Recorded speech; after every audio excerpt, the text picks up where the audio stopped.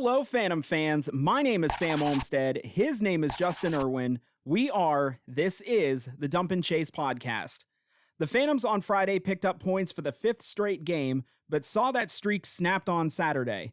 The team's trajectory seems to be going up, having gone toe-to-toe with two of the best teams in the East over the past few weeks. We knew going in that this was a rebuilding year, but what does that mean in a league where teams have a 75% average turnover rate from season to season? So it begs the question, right now, are the Phantoms good again? We'll mull that over in this episode, as well as hear post-game comments from Phantoms coach Brad Patterson. And also in this show, you'll hear my interview with Phantoms captain Jaden Grant. So, Justin, like the title of this episode asks, right now, are the Phantoms good? Well, I'll say they're more gooder than they were last year. Well, I did go and look. Right now, Phantoms currently have 14 points after 15 games, I want to say. It was 23 games into last season by the time they hit 14 points. So Oof. Definitely well ahead of last year. Yeah, there's no doubt there is noticeable improvement. I guess now what we need to see is maybe more consistency, but it's a rebuilding year after, Chicago and Madison, the top two teams in the Eastern Conference and the league, and winning 2 out of 3. I'm happier than I was last year. All right, so only really one note to start this show, and it's more of a plug. Like I said, this week, our Phantoms player interview is Jaden Grant. Next week, make sure to tune in, as I will be talking to forward Ryan Alexander. This whole home 1 week, away the next, home the next, etc., etc. So far, what I've done is I'll do 2 interviews in a weekend to fill that gap coming off of a road trip weekend. But you'll hear Ryan next week because it's already recorded and ready to go, so I can slap a 100% guarantee on that one. I know there's a Tommy Boy reference here somewhere, but we're not going to go there. And again, like we said before, if there's a player you want to hear from or a question you want us to ask, just drop us a line. We have the access now. We're not afraid to share.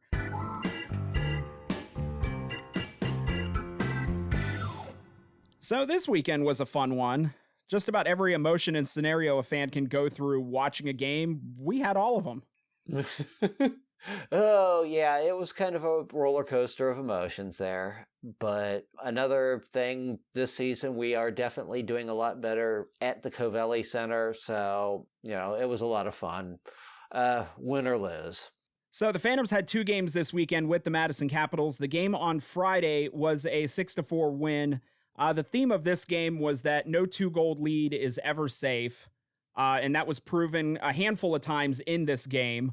So right off the bat, Phantoms go up 2-0 in the first period. That was off of goals from Jaden Grant, his 6th of the season on the power play, and Morgan Winters getting his first USHL goal, also on the power play.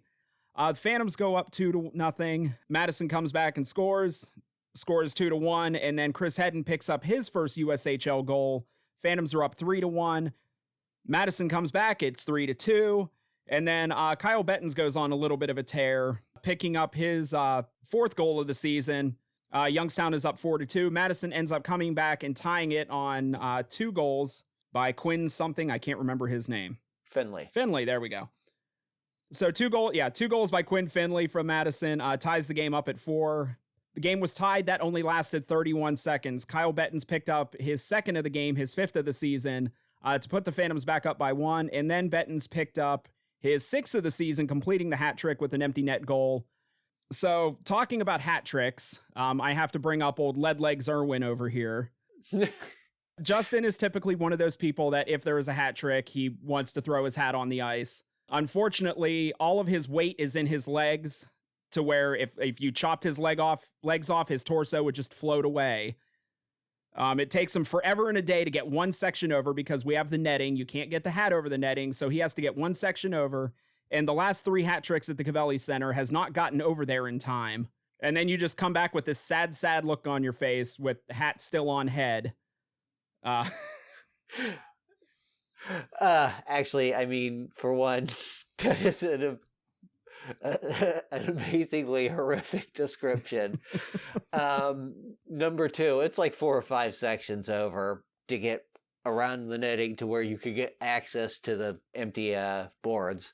By the time I got there, they were already in the face-off circle. I guess there was one head on the ice that they were still picking up, but I didn't see that, so I was like, oh, they just lined up and dropped the puck. Yeah, you might want to ask Santa for some speed training this Christmas, because if it was me having to run that distance, I could see being horrifically late. You're quite spry, I guess we should say. Well, at least you should be for your size, but anyways, back. It's not that easy. Yeah, it's not that easy to get over there.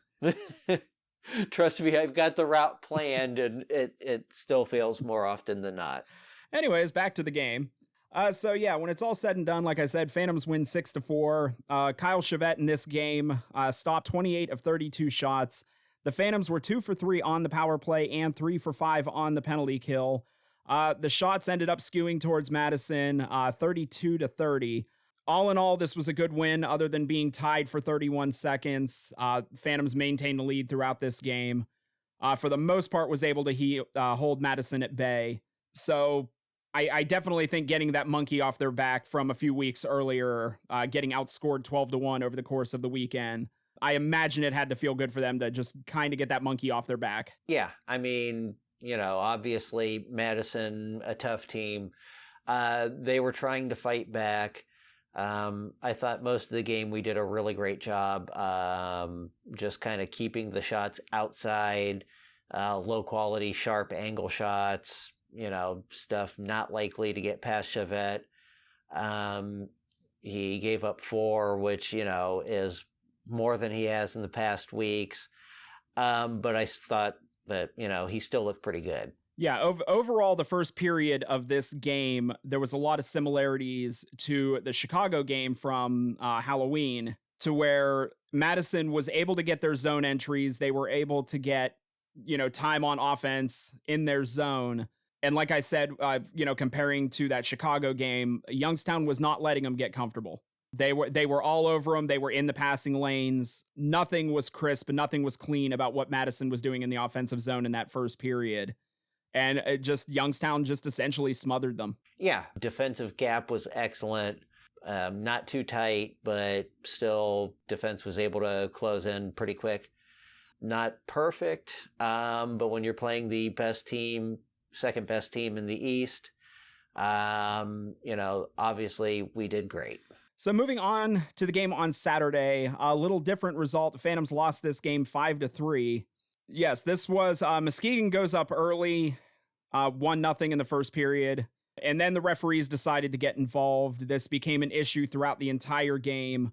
Winter Wallace came into this game with a big red target on his back, and the referees were hitting it early and often. And yes, we have, there have been times in the past where Winter has taken some questionable penalties. Some of these ones we're seeing lately is just he's a big guy, he hits hard, and when he hits somebody smaller than them and they crumble to the ice, the arm is going up and then they're just kind of figuring out the penalty afterwards. And I mean, don't discredit Madison in any of this. I saw, a few of the penalties that Youngstown took. A guy goes down, curls up into a ball until the Youngstown player is skating to the penalty box, and then he gets up and skates back to the bench. He's fine. Saw that a few times on, it just seemed to be the MO was if you get hit by Winter Wallace, just go down until you see him skating to the penalty box and then get up.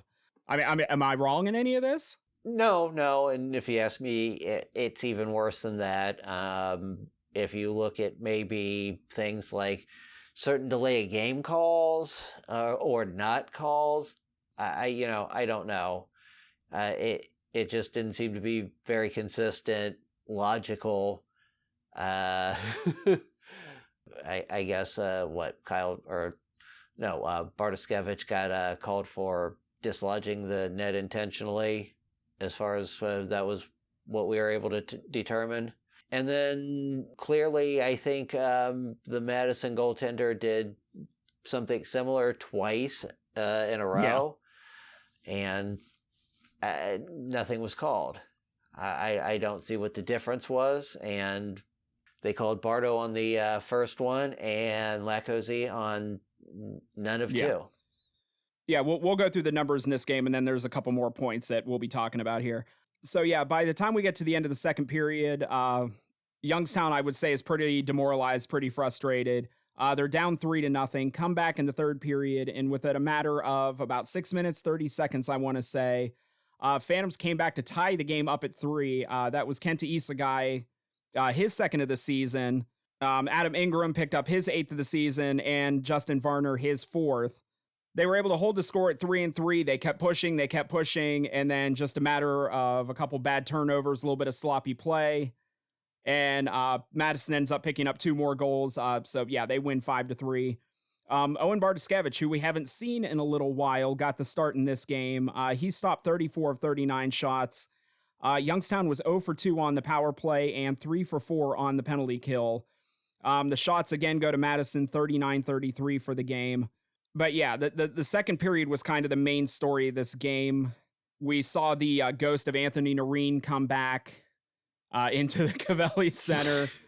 Essentially what it was Grant Porter had been called for roughing for what every angle I've seen and everyone I've talked to said it was a shoulder-to-shoulder hit right around the blue line. But he was called for roughing. Brad Patterson was very not happy about it.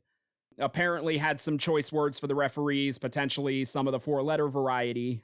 Could not get confirmation on this, but I'll just assume based on how red he looked from far away as we were sitting.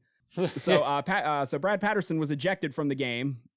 He got to take the long walk down to the boards to the locker room with a couple minutes left in the second period. So yeah, it's when it reaches the point where Brad Patterson, who every interaction we've ever had with him, he is a very calm, cool, collected guy. For him to get ejected, that tells you just how bad and how uneven things were being called by the referees in this game. We've seen bad refereeing before. We have not seen Brad Patterson get kicked out for arguing it. So that kind of tells you what the level of it was. Well, I mean, he's taken credit sometimes for a couple of Norine's ejections, but yeah, I mean, almost to a fault sometimes, according to some people. You know, he's a little too calm and collect. This time, not so much, and yeah, it's been a while since we've seen a Youngstown coach at the Covelli Center take the walk to the locker room, so that was definitely entertaining. Yeah, it was. I don't understand again the call. It was just, you know, inconsistent refereeing. I don't have any other way to put it. But yeah, then we get to the third period because Winter Wallace had a 10-minute misconduct for checking from behind in the first period.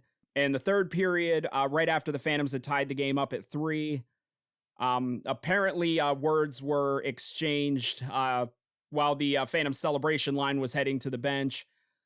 Don't know exactly what had happened. Potentially a punch may have been thrown. Yeah, saw Winter Wallace with his second 10-minute misconduct of the game, which turned that into a game misconduct. Now that begs the question, 2 game misconducts in one game, where will there be rollover going into this weekend? Yeah, I mean, I again, I don't understand it. I don't know what happened there. So I can't say for certain. The league is usually pretty cut and dry about things like this. And yeah, he would be seeing some suspension time, especially as a repeat offender. But who knows the way this league works? I would say we'll keep an eye out for the suspensions and transactions list on the USHL's website. Unfortunately, I think we'd have an easier time finding Amelia Earhart at this point than we would anything on that page. Yeah, well, I think Sasquatch is the website administrator. So, and I do have to say, after the game, I would not have blamed Brad Patterson if he would have sent out either assistant coaches Andy Contois or Brandon Gottgen. For the post-game interview, but much to the surprise of me and, Matt Lipsack both, Brad came out, to do the post-game interview. So definitely props to him for that. I would not have blamed him if he just stayed in the locker room and said, I don't want to talk tonight, but he came out afterwards. So with that being said, so I got to ask Brad after the game how he feels about the trajectory of the team when comparing last month's trip to Madison versus this past weekend. I like where we've gone over the past 3 or 4 weeks, and that's kind of resonates throughout the team. You can tell in practice, you can tell in games, finding a little bit more identity as you build as a group. When we were out in Madison, I definitely didn't like the Saturday night game.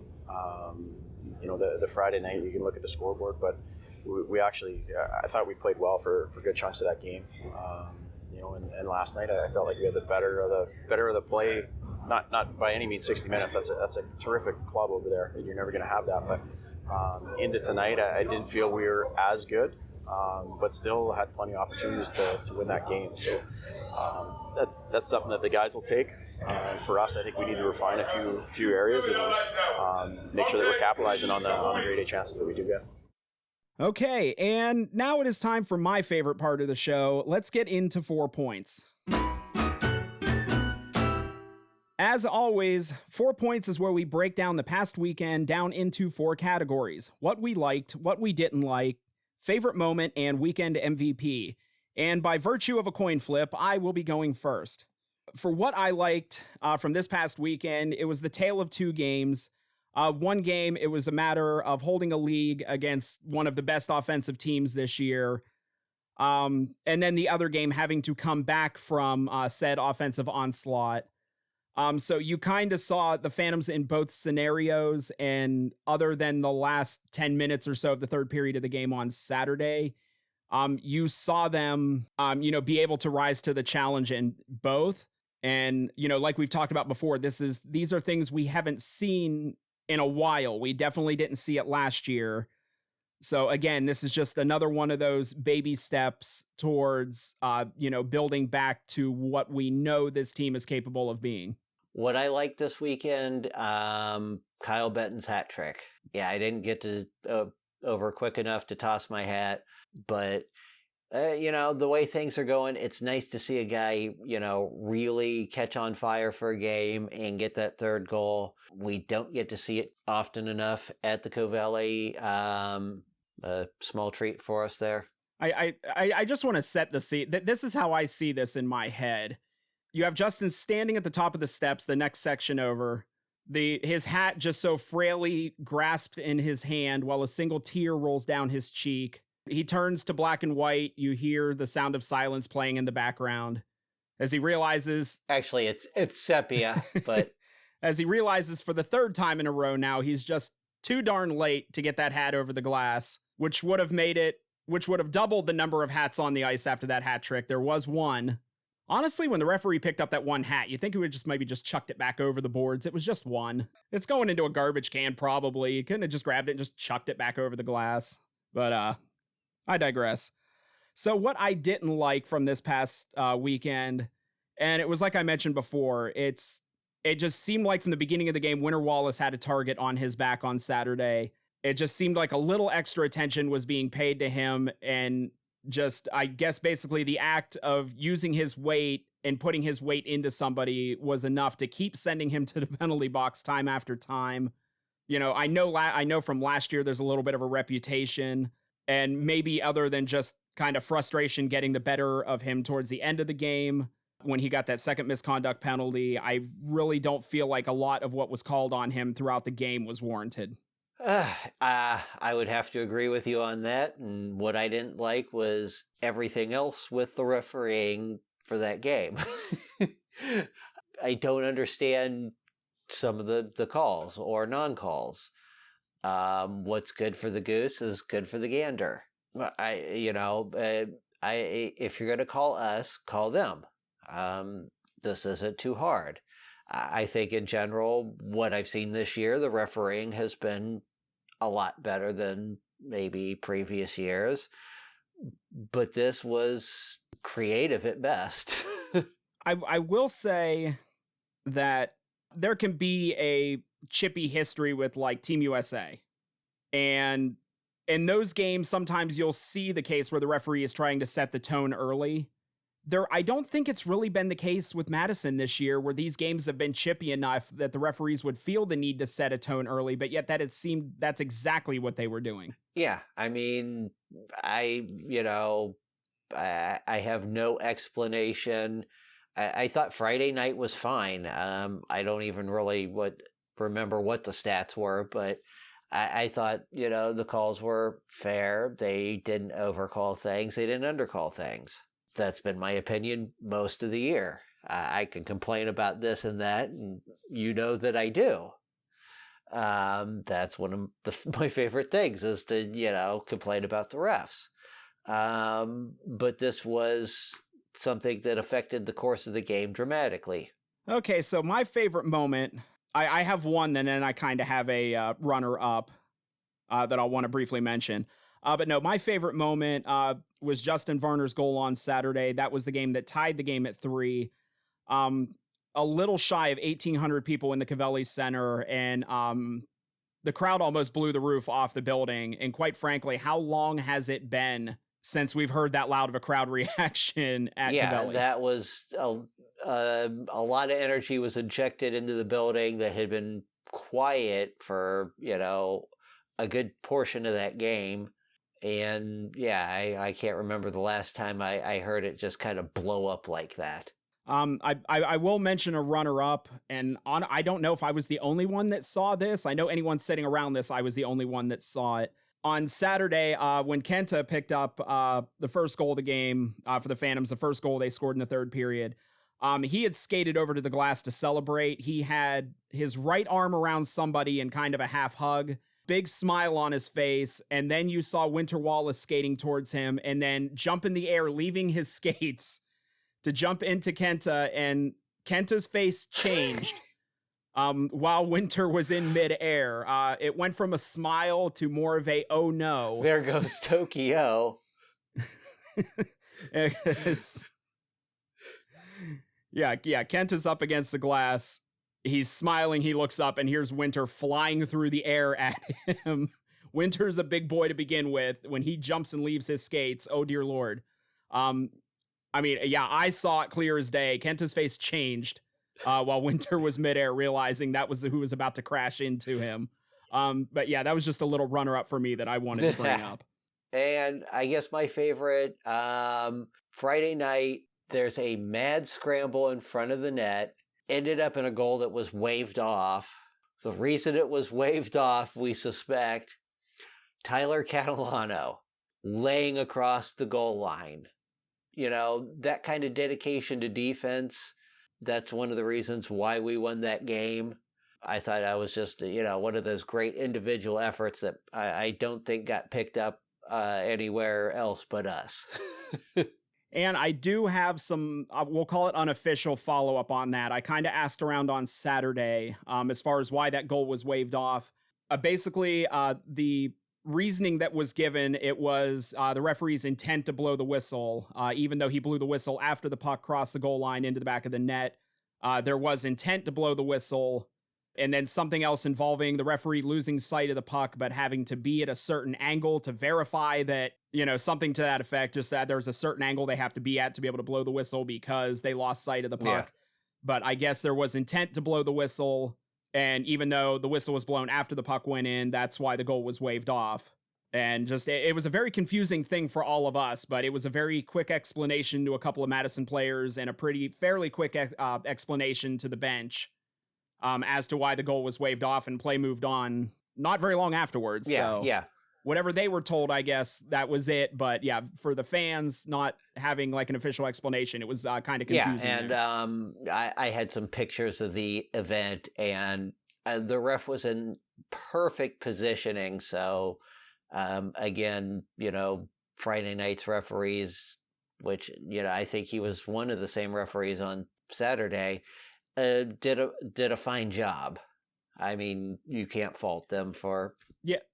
Yeah, there were 2 referees on Friday and 1 referee on Saturday, but the one that blew the whistle, I do not think was the same one that was there on Saturday. Yeah, I think it was Haskell that blew the whistle. And okay, so for my weekend MVP, and it has nothing to do with our interview subject for today, but no, my weekend MVP goes to Jaden Grant. He set the tone for the weekend, it seems to me. His first goal on Friday, it was just a very chippy blue collar power play goal, putting in the work up front, taking a beating, still able to get his stick on the puck and put it in. And then picking up an assist on the second goal in that period. So for me, it felt like that Jaden, literally had just set the tone for the entire weekend for the team. Yeah. My MVP this week, Kyle Bettens. Just that hat trick, I think that was something that we needed. And just in general, his play this weekend, he's got kind of a power forward style sometimes, driving the net, just kind of putting a shoulder into a guy and taking it to the net, shielding the puck, just getting something on net, trying to make something happen. I think we need more of that. Okay, so that is it for 4 points. Moving on here, after the game on Friday, like I stated before, I got to talk with Phantoms team captain Jaden Grant. Jaden came to Youngstown before last season in a trade with Sioux City, and good Lord, does that feel like forever ago. Yeah, after an injury last season and possibly some self-doubt about his place on the roster, coming back from his injury, he found a whole new level to his game that carried over from last season to this year. And this year, he was rewarded with the C on his jersey. So without further ado, this is my conversation with Jaden Grant. Okay, we're here after the game on Friday at the Covelli Center, a 6-4 win for the Phantoms here against the Madison Capitals. I am here with team captain Jaden Grant. So Jaden, right off the bat, I wanted to say thank you. Before the season started, myself and Justin, a few of our friends, some fans of the show, we made some bets on this season. One of mine was that you would be named team captain this year, so thank you for helping me out with that right off the bat, putting me in an early lead. Thanks for putting the wager on me, I guess. Before the season, your teammates voted you to be team captain. What was that moment like when you found out, and what did that mean to you? It meant the world to me. It's obviously a goal. Every year I'm in the league, or growing up even through youth hockey, I want to be a leader on a team, lead by example, and I just want to continue that through my career. So it was a huge honor. I'm speechless to lead the group that we have here. Now, was it anything like Oakland Junior Grizzlies when you committed to Bowling Green? Did you get dogpiled in the locker room? Was it anything like that? Or? Yeah, there was a huge celebration. It was all over Twitter and all that. Yeah, it was quite a dog pile, but that's another huge accomplishment and an honor that I have to be committed to Bowling Green. It's a great school and organization there too. So. Now, did you hear from Riley Funk afterwards? Did he reach out to you? Yeah, he reached out a little bit, kind of. I talked to him a little bit. I mean, I was stallmates with him last year, so I kind of got to see some of the things that he did and try to incorporate it into my leadership and try to spread it around the room as well. So. Now, anybody that I talk to about you, anybody that knows you, says you are a ridiculously positive person. When you hit maybe these rough stretches like last season, early this season, how do you maintain that? Like it's the positive energy. Guys grow from it. Guys build from it. And if you have a negative energy in the locker room, guys are just going to be down. They're not going to be wanting to come to the rink every day and give a full effort. So I think when there's positivity, guys next to you want to push you, and that's where the success comes. So. Okay, this will be the last question. Think of all your teammates. Which one of your teammates absolutely would be at the top of the list you would not want to have to take a punch from? Probably Winter Wallace. He's got a heavy fist. There's been a consensus so far. Yeah, we saw it in the preseason against Muskegon, so yeah. I wouldn't want him to stand in front of his punch. All right, Jaden, thank you so much. Really appreciate it. I appreciate it. Good luck tomorrow night. I appreciate it. I'll tell you what, it's a very strange thing to talk to someone who's literally half your age, yet twice as mature. I mean, it says a lot for him, and it says very little about me. Well, you're the father of a young toddler. You've got to kind of have your mind set in that mode for a good chunk of the day. So, yeah. I can understand. Talking to a 19-year-old is a big step up for me compared to what I do day to day. But our thanks to Jaden for taking a few minutes. So that leaves us with only one thing left to do, and that is to get set for this weekend with a sightseeing trip through the land of cheese and high cholesterol, Madison and Green Bay, Wisconsin.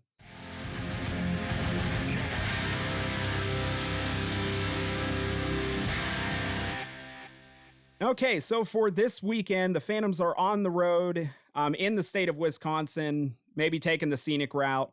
Friday night, they will be at Madison to finish up this kind of broken up 3-game series with them. And then on Saturday, they will be traveling to Green Bay to take on the Gamblers for the first time this season.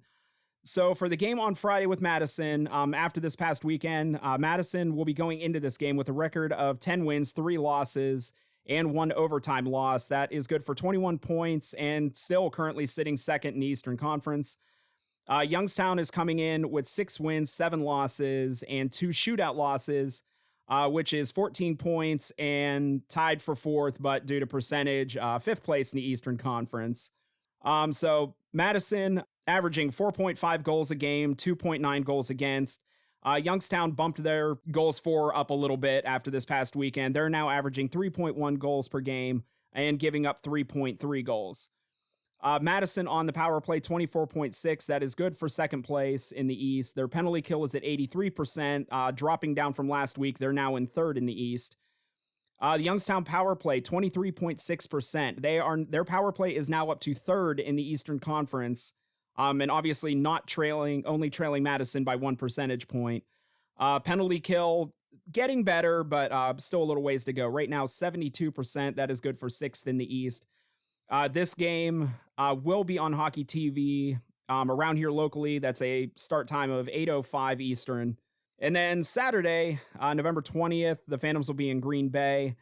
Green Bay, I'm trying to think the word to describe their season so far. I would almost venture to say pedestrian. Unexciting, yes, pedestrian. Yeah, they're not a very exciting team. They can be tough to play defensively. I think this will be kind of a good test. It's interesting in the fact that when you look at last season with how well Green Bay did, at the same time, a lot of their team was built around Mason Lohrei, who's now at Ohio State with the likes of Georgi Merkulov and Dalton Messina and Matt Cassidy. A lot of Green Bay's identity last year centered around Mason Lohrei, and we saw that he was suspended for 3 games last season, probably the worst three-game stretch that Green Bay had all year. This season, of course, with him not being there at all, it's almost as if they've had to just completely shift their philosophies and start all over again. Because right now, the Green Bay team this year does not look like the Green Bay team of last year at all. So yeah, it's been a fairly just ho-hum season for them so far. But Green Bay will be coming into this game with a record of 5 wins, 7 losses, and 1 shootout loss. That adds up to 11 points on 6th in the Eastern Conference. They're averaging 2.8 goals per game and giving up 3.8 goals. Their power play, 11.3%. That is last in the Eastern Conference, but surprisingly enough, there's one team in the West with a worse power play percentage. It's actually in the single digits. Penalty kill a little better, 77.8%. That is good for 4th in the East. This game also will be an 8:05 puck drop Eastern Standard Time on Hockey TV. Green Bay could be an interesting game just because we haven't seen them. That just on the basis of anybody we haven't seen play yet will be interesting. Has been a little bit of repeating to start the season, so it'll be nice to see somebody new. Madison has become an early season Team USA for us. We're almost to the point that we're sick of talking about them. I'm not almost. I am sick of talking about them. There's only a few more games this season against Madison after this one. It's just so much early on. I'm sick of talking about them already. So they're the early season Team USA. We'll be complaining about the actual Team USA later in the season. For sure. But yeah. Green Bay, I mean, there's just not a whole lot to talk about. We haven't played them.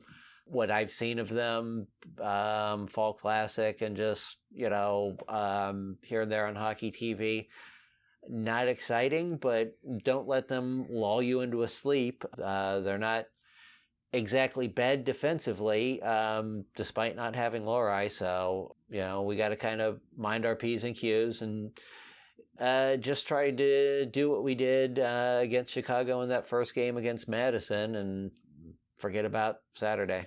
All right, so I'm looking all over my desk, and I can't seem to find any more show, so I guess that means we're at the end. So how about we wrap it up?